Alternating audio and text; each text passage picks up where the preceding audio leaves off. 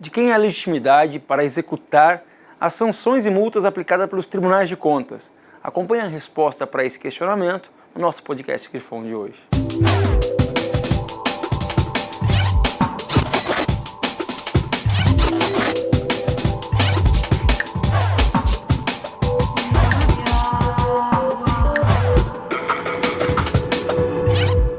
Em matéria de controle da administração pública, os tribunais de contas exercem papel essencial.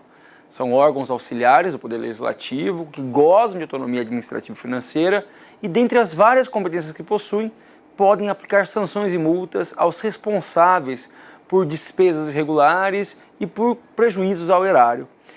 As multas aplicadas aos tribunais de contas e demais cominações aos gestores públicos devem ser proporcional ao dano causado ao patrimônio público.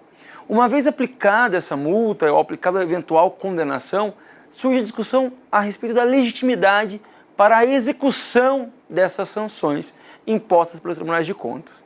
Depois de extensa discussão jurisprudencial, o tema foi pacificado pelos tribunais superiores brasileiros, em especial pelo Supremo Tribunal Federal, que entendeu que a legitimidade para a execução dessas multas e cominações impostas aos gestores que derem causa a prejuízos ao erário não compete ao Ministério Público. A legitimidade é exclusiva das respectivas procuradorias que representam os entes federados e eventuais entidades prejudicadas pela má gestão do interesse público.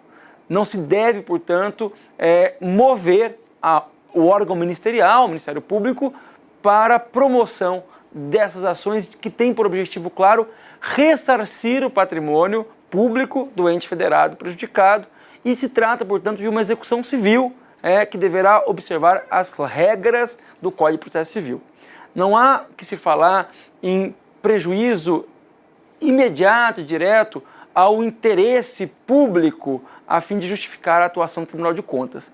Trata-se de um prejuízo ao patrimônio público do próprio ente federado, razão pela qual são as respectivas procuradorias que devem mover essas ações judiciais, tendo em vista que o artigo 71, parágrafo 3º da Constituição Federal, é expresso ao dispor que as decisões dos tribunais de contas têm a natureza de título executivo, o que significa que não há necessidade de inscrevê-los nas dívidas ativas e nem de aplicar a lei de execução fiscal.